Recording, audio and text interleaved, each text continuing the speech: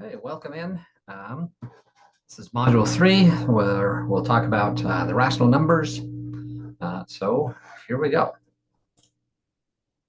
The set of rational numbers is a set of all numbers which can be expressed in the form a over b, where a and b are integers, but b cannot be 0. B can be anything, any other integer but 0. The top a is called the numerator, and the bottom b is called the denominator. Okay. Then at the very bottom, there are some examples of rational numbers. 1/4, -1/2, 3/4, 5, 0 are examples. If a over b is rational and c is any number other than 0, then I can multiply both the top and the bottom, a times c and b times c, and whatever I get will still be equivalent to a over b. All right? These rational numbers, whatever a over b is, and a times c over b times c, these are called equivalent fractions. They have the same value. If we want to reduce a rational number to its lowest terms, we're going to divide both the numerator and the denominator by their greatest common divisor. So for example, if I have 130 and 455, I'm going to find what their greatest common divisor is of 130 and 455. And I'll do that by breaking this down into primes. So 130 becomes 2 multiplied by 5 multiplied by 13, while 455 becomes 5 times 7 times 13. We can see that they both have a 5 and they both have a 13. So that is the greatest common divisor is 5 times 13, which is 65. So that means I can express this as, let me go here. I can express this as 130, I'm going to break down as to 2 times 5 times 13. And 455, I can write as 5 times 7 times 13. And the 5 and the 13 will cancel out, leaving me with just the 2 and the 7. Or, likewise, I can take 130 and divide it by 65. Or I can take 455 and divide it by 65. And that leaves me with 2 over 7 as well. There's nothing else that'll divide both 2 and 7 except 1, which doesn't do anything. Therefore, 2 over 7 is in its lowest term. A mixed number is the sum of a whole number and a fractional portion. So I have the whole part here is, in this example, is 3, and the fractional part is 4/5. This literally means 3 plus 4/5. I guess that's written right here. I didn't need to write it, but it's there. It's 3 plus 4/5. We just write it next to it to simplify it and make it look kind of smaller and cleaner, right? But an improper fraction would be where the numerator is a greater number than its denominator, or even if it's the same. They don't list that here. They just say greater, but an improper fraction could also be, say, 20 over 20 is improper because the numerator is the same as the denominator. But in this example, 19 over 5, 19 is larger than 5, so this is an improper fraction. We can convert a mixed number into an improper fraction by multiplying the denominator and the integer and then adding that to the numerator. So let's just jump into it. I would take this 3 and 4/5. I'm going to multiply 3 times 5. And that's 15. And I'll take that 15 and add it to the 4. So 15 plus 4 is 19. And then I'll leave it over the denominator that it started with. So that is 19 over 5. Perhaps another example, if I want to convert, say, 7 and 3/8, I would take 7, multiply it by 8. That gives me 56. I'll add 3. That gives me 59. And this whole thing is put over the 8. So I end up with 59 over 8.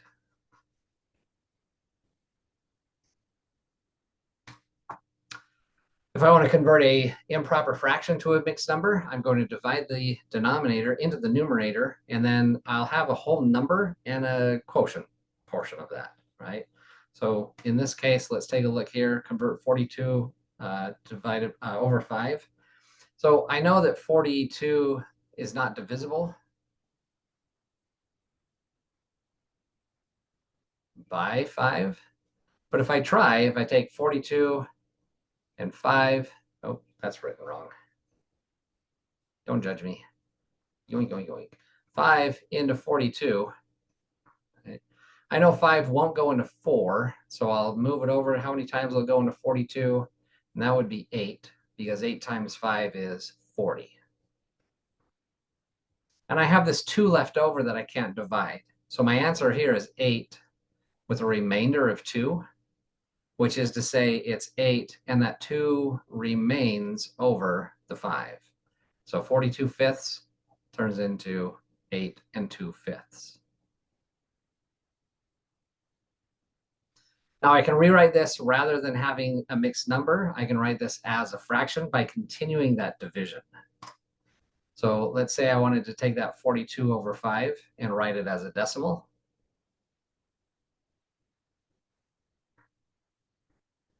I'll continue that 5 into 42. I know it went 8 times to give me 40, and that difference is 2. But instead of stopping here and calling it a remainder or putting it back over into a fraction, I'm going to tack on a 0 and drop the 0 and keep doing the division. Now 5 into 20, that'll go 4 times. The decimal comes up here. 5 times 4 is 20. And I continue this until I get 0 remainder, which is now. And so now I have this, that 42 over 5, which we said a moment ago is 8 and 2 fifths, is now also represented as 8.4.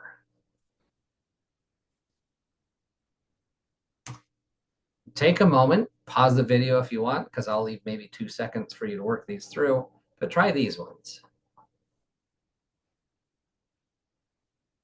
And the answers here, 5 over 8 is 0.625. But 7 over 11 is a little bit more difficult. To do this division here, we would have to see, let's see here. Let's do this one here. 11 into 7. It won't go, so I'll put a 0 there, and I'll start tacking on my first 0 under the denominator.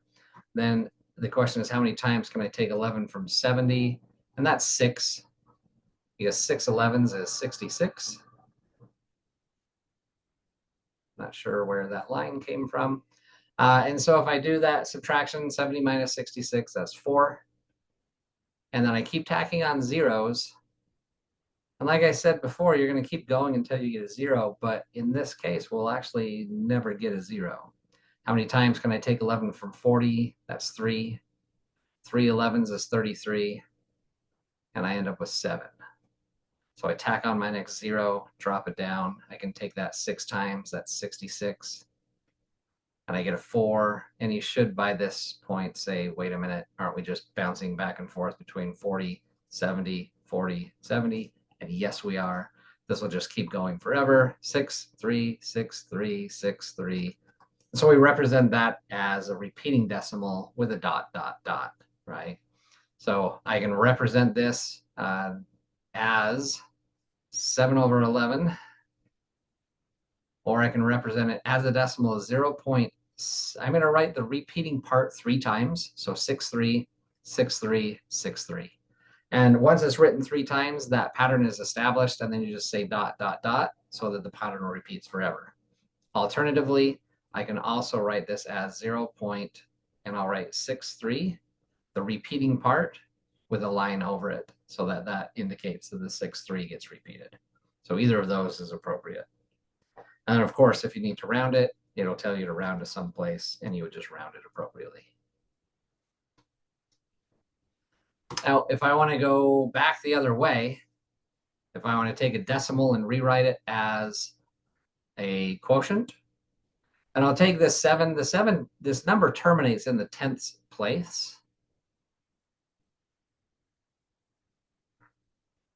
Right? So I'm just going to take that 7 and plop it over 10. And then simplify if I need to. I can't here, so I'm done. On this next one, 0.49 terminates in the thousandths place. And because it terminates in that thousandths place, I'm going to take the number, get rid of all the decimals, get rid of the leading 0, and put it over 1,000. No, I'm sorry. That's not the thousandths place. That is the hundredths place.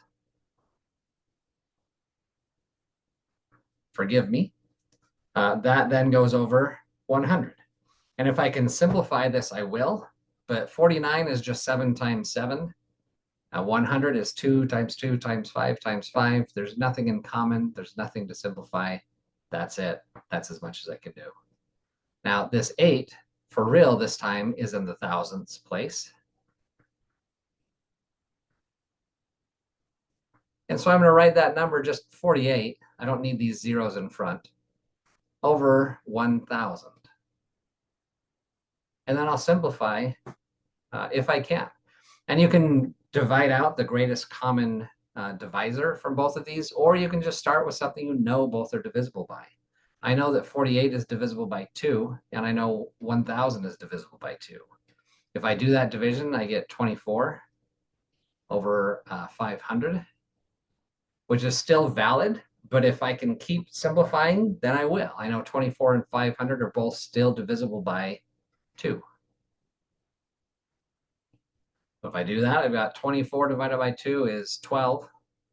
500 divided by 2 is 250.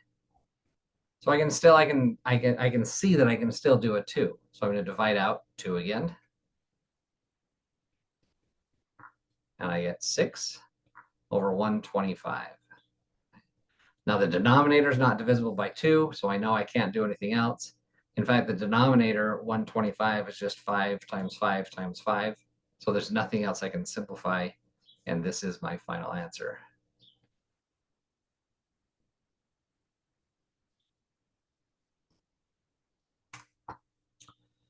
If we multiply, we have to watch our signs. The sign convention still applies. If I take a negative and multiply it by a negative, that's going to be a positive. And then I'm going to write this as, instead of trying to multiply 2 and 9 and 3 and 4, I'm going to write this as 2 multiplied by 9 over 3 multiplied by 4. My numerators will just multiply. My denominators will multiply. But I have these values, rather than making big values and then trying to simplify, I'm going to break these down. 9 is 3 times 3. So I'm going to write this as 2 times 3 times 3. And 4 is 2 times 2. So I'll write this as 3 times 2 times 2. And the reason that I do this is now I can see there's a factor of 3 in the denominator that can cancel one of the factors of 3 in the numerator. There's a factor of 2 in the numerator that will cancel one of the 2's in the denominator. And I end up with just a 3 up top and a 2 in the denominator. It's already simplified for me. I didn't have to do a whole lot of multiplication, and it makes life a whole lot easier to do it in this way. Alternatively, I could have multiplied the, okay, that's not helpful. Let me find an eraser. Eraser. Alternatively, I could have multiplied them all together, right? I could have said the negative 2 times the negative 9 turns into 18. The 3 times the 4 turns into a 12. Find that greatest common denominator, or greatest, the lowest common multiple, and then divide that out. And I still end up with 3 over 2, right? But in the way, if you get really large numbers, it's probably more convenient to do the simplification before you multiply and get these big numbers.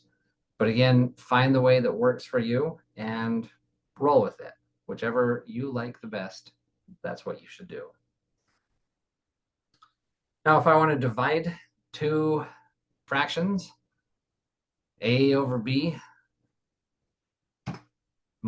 divided by C over D. I can turn that into A over B multiplied by, and I'm going to flip this second fraction and turn it into this multiplication, right? And so that works every single time. There's a explanation as to why that works, but we'll spare you the details here. We can just turn this into a multiplication by flipping the second fraction.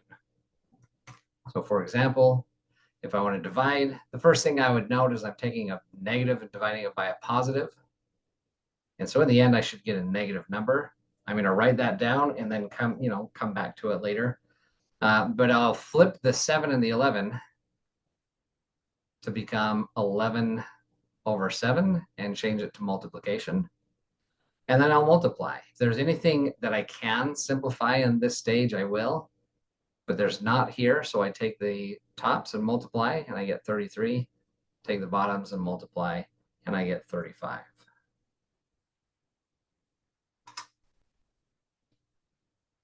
If I add or subtract rational numbers and they have the same denominator, right? It's important that they have the same denominator. So if I have A over B plus C over B, I can turn that into A plus C over B, but it has to be the same denominator or else this doesn't work. But likewise, if I take the difference of two fractions with the same denominator, I can then take that as the difference of A and C over that denominator B. For example, 3 plus 2 over 7, I can write as 3 plus 2 all over 7 and simplify that to 5 over 7. The subtraction, 11 minus 5 over 12. They're both over 12, so I take this and have 11 minus 5 all divided by 12. 11 minus 5 is 6 over 12. I can simplify this, so I will. They're both divisible by 6. That gives me 1 over 2. And then for these mixed numbers, the very first thing that I want to do is turn them into improper fractions, right? You can do the subtraction without turning them into improper fractions, but it's easier not to mess with them like that. So I'm going to turn this into, it's negative, and then 5 times 4 is 20. And then 20 plus 1 gives me 21. So that would be negative 21 over 4. Minus a negative is going to turn into a plus. 2 times 4 is 8, plus 3. What is that? 8, 9, 10, 11 over 4. So I have negative 21 plus 4, which I'll write as negative 21 fourths plus 11 fourths. I'll write as negative 21 plus 11 all over 4. That leaves me with negative 10 over 4. And I can simplify that to negative 5 over 2.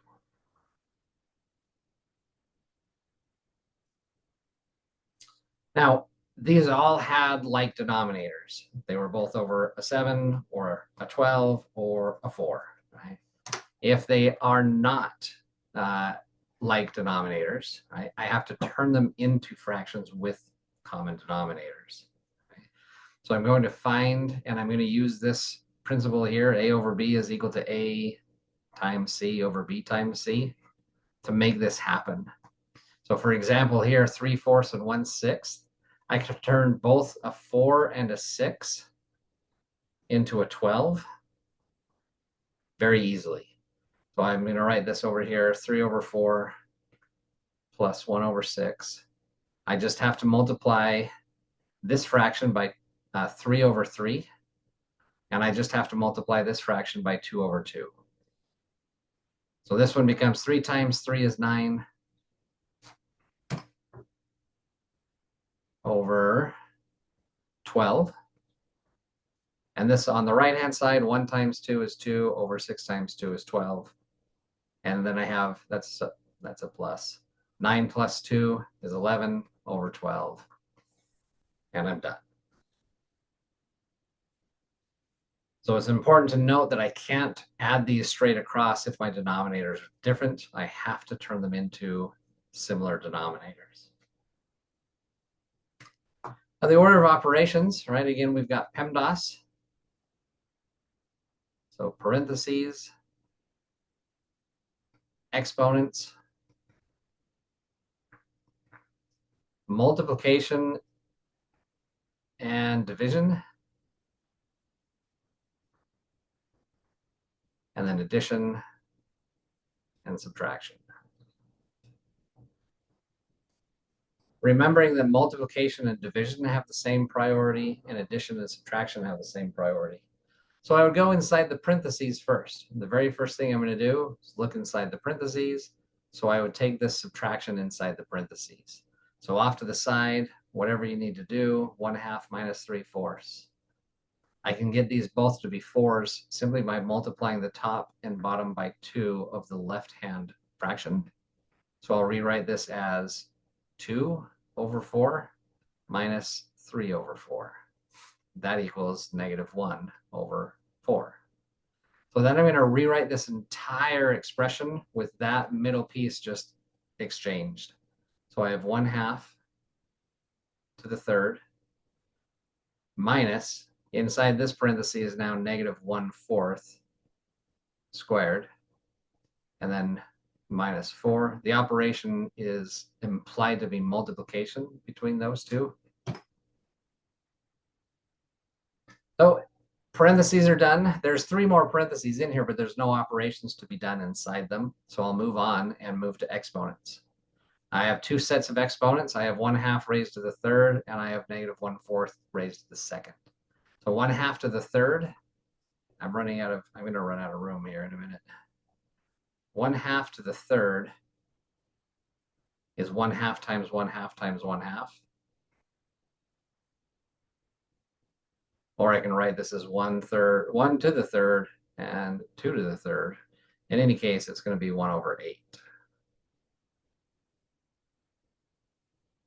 I'll do this next one in here. -1/4 to the half is -1/4 multiplied by -1/4. The negatives will cancel out, and so I have a +1 over 4 times 4 is 16. So I still have this negative here. It's still minus, but inside the parentheses now, that's just 1/16. I don't need the parentheses anymore. It's just 1/16. And then this gets multiplied by -4. My exponents are done. I'll move to multiplication and or division. We're not going to do the division with 1/8 and 1/16 because we're just going to treat those like rational numbers. So the only thing I have is this multiplication between the -1/16 and the -4. So I'll treat this like a minus times a minus will end up being a plus between the two. So I have 1/8 plus 4/16. So this part, 4/16 turns into, they're both divisible by 4. That turns into 1/4. Then I need to have a common denominator. That common denominator here will be 8. And so I'll multiply this right-hand side by 2. I'll finish this off over here for my lack of preparation or planning for my space here. But this ends up being 1/8 plus 2/8, which I can say is 1 plus 2/8, or 3/8.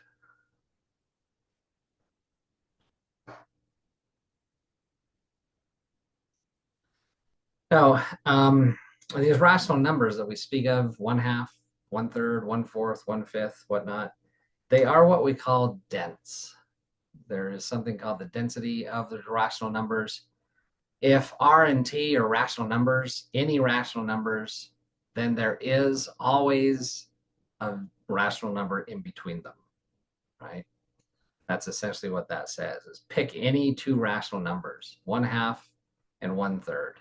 There's going to be at least one, and in fact, it ends up being infinitely many rational numbers in between those 2 numbers, right? So it's interesting to think of this maybe this way. If I have 0 and 1, these are rational numbers because I can call that 0/1. I can call this 1/1. I can say, here's another rational number, 1/2, right? And no matter what, even if we limit ourselves to these rational numbers that I speak of, we can always say, well, in between 0 and 1/2, there's 1/4. And between 0 and 1/4, there's 1/8. And there's definitely 1/16. Right? And there's definitely 1/32. And there's definitely, and in fact, it doesn't matter how small or how close I get to 0, I'm always going to have something halfway there between where I'm at, right? So that's essentially what this is saying, is it doesn't matter what two rational numbers you pick them arbitrarily close, there's a number between them that is a rational number. So for example, pick a number find a rational number between 1/2 and 3/4. So visually, we're talking about 1/2 here, 3/4 here, if we're somewhere between 0 and 1. So somewhere in the middle here, there's going to be one, right? And I can think of this number line instead of halves and fourths. I can think of this as between 0 and 1, turn it into eighths. Halfway would be 4/8. Right? Multiply this by 2 and that by 2, and I've got 6/8 is what 3/4 is equivalent to. And there's definitely a 5/8 in between the two. That's one of them. Is that the only one? No, there's an infinite many of them you can pick. But that's a nice, quick, easy way to find one.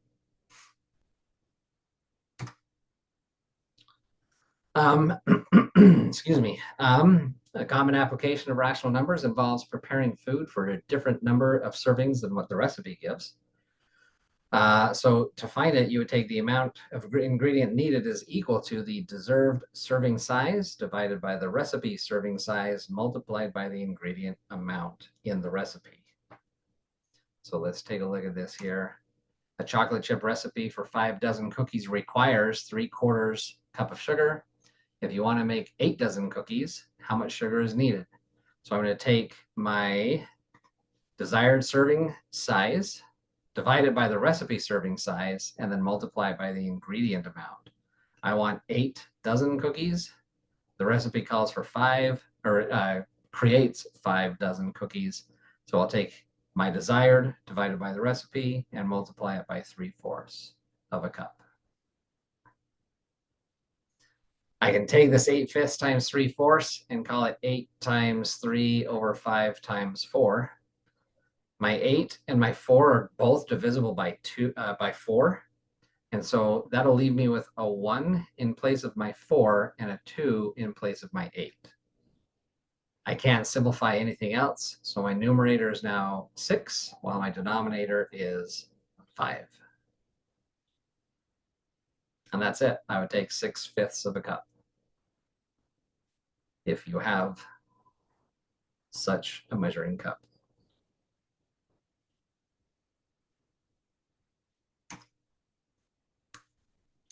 Oh, well, there it is. All right, and that is it. Thanks for your time, and I will see you guys when I see you.